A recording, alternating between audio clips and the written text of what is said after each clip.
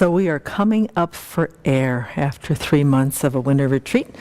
Some of our guests did Yamantika, which is the wrathful aspect of Manjushri, and the rest of us did the practice of Manjushri for the 3 months. And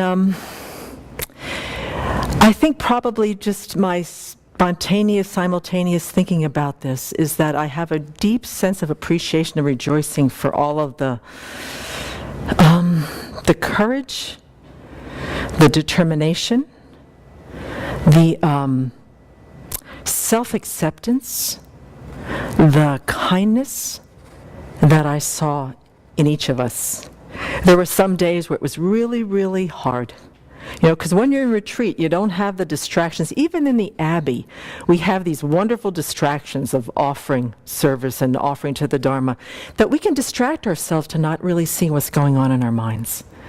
But in retreat, we are coming really face to face with ourselves. And in this particular retreat, because Manjushri doesn't cut us any slack, he's got great compassion, but that sword is there for a purpose. Is that I saw through this retreat a lot of people having to come up to themselves and to the things that bring them the most difficulty, the greatest obstacles, and to call on Manjushri's sword to really cut through a lot of that garbage. And some days they were it got a little bit messy, and other days it was just clean and clear. And so I really, in my heart, I have a lot of tenderness and a lot of joy for seeing the efforts and the determination of all of us who have been here. I was really quite amazed. The other thing that was paralleling the winter retreat is that the Abbey community did their Varsa, which is 3 months. It's a very beautiful, profound ceremony that we do as a Bhikshuni Sangha, is that for 3 months we really refrain from any type of admonishment, pointing out, finding fault, anything that we see in each other, that we really restrain our body and speech and our mind, and really come back to just saying, right now, the only thing that's important is holding my clarity, holding my compassion, holding my wisdom right now. And at the end of those 3 months, if there's something that has been seen or heard that needs to be spoken about, then the Sangha comes together, and in support and love, we point those things out. So for 3 months, even though you've got this stuff on the end of your tongue that you just want to say, you want to point out, you want to blame, you want to get angry about, because you're in the protection of the Varsa, you bring it back around and say, right now, this isn't important. How it's affecting my mind is important, but whatever anybody's doing outside myself, it's not important. So we had this beautiful kind of space, at least as a community member here, of feeling how much the Sangha here was really trying to honor the Varsa. Some days it kind of got a little bit wobbly, but for the most part, there was a lot of self-acceptance and a lot of respect that I felt between all of us. And then I think that our guests, felt that, and I think they also felt the kind of support that they needed as well.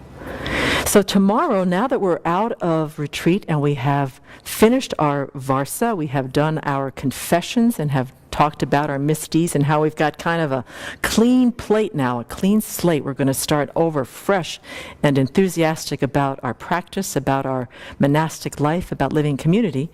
Tomorrow we have a lot of our friends coming, and we're going to do a ceremony called the Katina ceremony, where the lay people come up and they offer a robe of merit to the Sangha, of which one of our community Sangha members will receive. They will bring up offerings of as far as the 4 requisites, food, whatever they really are inspired to bring. And that once again we open up our doors to the greater community here to show our appreciation, because we wouldn't have been able to do it without their love and their attention and their care this winter. They brought food, they took our garbage, they kept things running for us. And tomorrow we're going to really celebrate with them, with the potluck and with the ceremony. So on behalf of the community, either here or far away, I really want to say that I really appreciate and I rejoice greatly in the efforts that we really did together as a community, both lay and Sangha. And that in the course of this, we had beautiful teachings. Our Venerable Abbess finished the 400 stanzas by Aryadeva. She continues to teach on the easy path, which is just so awesome. And so we've been really blessed. And so may we be able to continue to celebrate and to always remember to put this in the context of what we do here not only affects the community here, but affects this amazing community beyond this place, beyond this physical space. And so may all that we've done here the past 3 months really be of benefit, both in small ways and in the vast way, to benefit all living beings. And really include them in our thoughts and in gratitude as well.